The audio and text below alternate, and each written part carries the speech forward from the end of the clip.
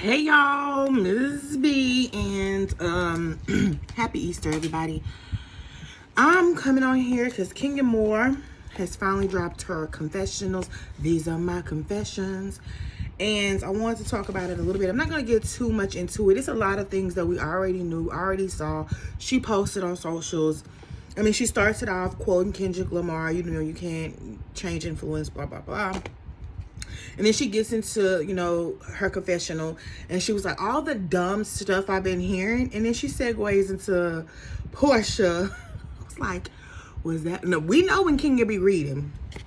So she talks about that. She was like, no, Drew did not give her the pictures. No, it was not Mingly. Everybody been saying Mingly.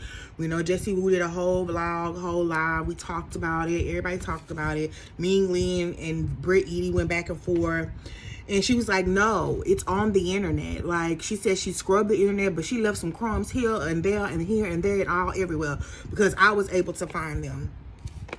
And she was like, when she first met Britt Edie, like, she was embracing to all the girls. Like, she was happy to see the newbies, being an OG, being on the show for 12 years. And she said there was like really nothing with the ring. We've been having this whole conversation with people wearing their wedding rings, rings, whatever. It's a different climate. Some people want to wear the ring, but I don't think King was being shady in that moment. And we was only like 4 episodes in, and every freaking scene, Britt Edie was talking about Kenya this, Kenya shaded my ring. Kenya doesn't mean, she was wrong, and then she went to a lawyer. And I was like, did she go to a lawyer after she posted those pictures or before? Because I believe a good lawyer, or any kind of lawyer, a 1-800 lawyer would have told you, girl, no, don't do that. Don't do that. So she must have went and she said, no, it's not revenge, Pete. I'm tired of this whole thing. Kenya's not on the show anymore. And she said she was not being shady. And she says she's not a hugger. See, I'm a hugger. I'm just, I guess it's just the Southern hospitality in me. I'm a hugger. She said she's not a hugger, but she's like, she wasn't being shady. Like, she hugged everybody. And then she said even, at the Balmain event, she called Britt, I have something in my eye, y'all, so I just took a shower. She called Britt a Balmain Barbie. She plays that clip. She's like, she was not being shady toward Britt. What she said was, she feel like, as she was auditioning for this show, that she put all this sauce, that she was going to be the spicy villain that was going to take down Kenya. That's what Kenya said she believed that was. And she was underperforming. I mean, and I was like, I was so in agreeing with Kenya, not because I'm team Tori. I'm not team nobody. I feel like they both should have been put on pause. But anyway, she was saying that the producers probably coming her like, what you got going on? You got this weird ass husband. I mean, you was a video vixen, you was this, you was that. Kenya made also another valid point. If you have done something in your past that you are very embarrassed of, ain't the amount of scrubbing. When it's out there forever. It's out there forever. All right, you can scrub down. You can get Mr. Clean, you can scrub it down. It's out there forever. And she's standing on the fact that she went and found it. She said, and that's how she was able to get it. But Kenya also made the point, was like, if you have embarrassing points of your life, why would you get on a show like Real Housewives of Atlanta where everybody's going to watch? Everybody's going to pull all your tea. Everybody's going to pull everything that you done from the time you've been born to today. Matter of fact, it's some tea I hear about Angela Oakley. I can't wait to hear about that, baby. They say it's tea. Not the other baby, but more juicy. I was like, oh, Angela, girl. Let's see about that. And basically King was like, she was nice to her, whatever. And then the bank night, she was saying also a lot of the bank night we didn't get to see. So when we saw her drive off with Shamia and Portia, that she actually was still in the parking lot. She called the cops. She went to the showrunner. She went to the production. She said the whole time Britt was still screaming irately. Said, I have GUNs. That's why I keep GUNs on hand for just like you. You don't understand who you messing with. And then now a clip is resurfacing of Britt Edie saying everywhere she goes, she keeps a GUN. And then during this time on her social, I never had a GUN and no blah blah blah. Kenya also lets us know, because on Watch What Happens Live, Andy trying to cover Bravo said no, it was a investigation. There was no GUNs found. Kenya was like, that investigation was 3 weeks, like 3 weeks after it happened. Like, did they check the seats? Did they check under the car? Did they check under the husband? Did they check anything? No. I mean, Bravo definitely dropped the ball on it. And she didn't want to talk about Cynthia, which I don't understand why she's so mad at Cynthia. Cynthia told her to her face the truth, where everybody was thinking you went too far. Like,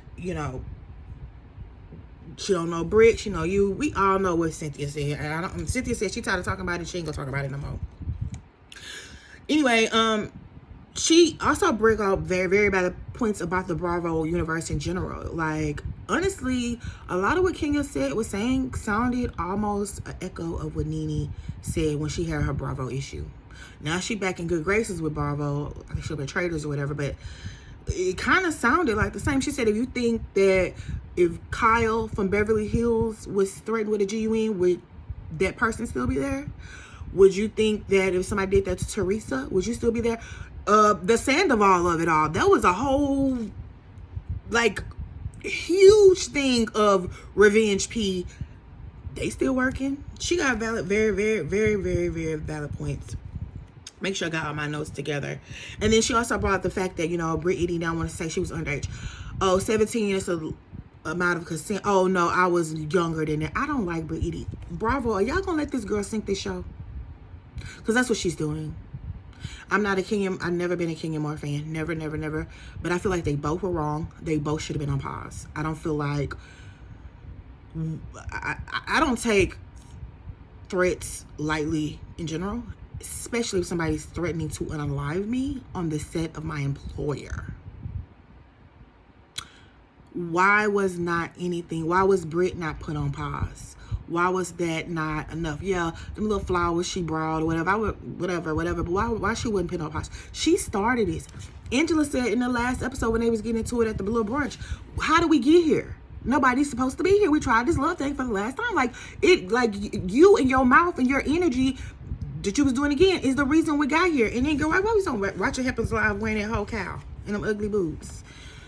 But anyway, Kenya was saying, you know, when she was ridden around New Girl, she was embracing to everybody. She was like, she said, but Britt wasn't bringing it. She wasn't bringing the fashion. She wasn't bringing anything. And sorry, my little cousin came here, y'all. She wasn't bringing nothing. And the producers probably had a, issue with it. And that's why she wanted to have a moment with Kenya. And Kenya said she went to HR. She called police.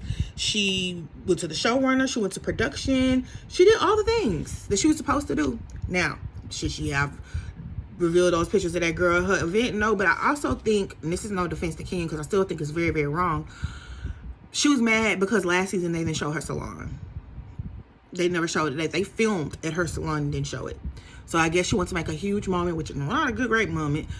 And so to make sure that her salon is filmed. Now I saw her like washing people's hair. And I was like, is Kenya a cosmetologist? I know a cosmetologist. I got that from Shanae. Is Kenya a cosmetologist? Why is you down there in the shampoo bowl, girl? You ain't got no workers? You ain't got some influencers out here that can go, just film a little clips and Kenya Moore hair spa and, get a little content and get the views up. Because, again, her website is down.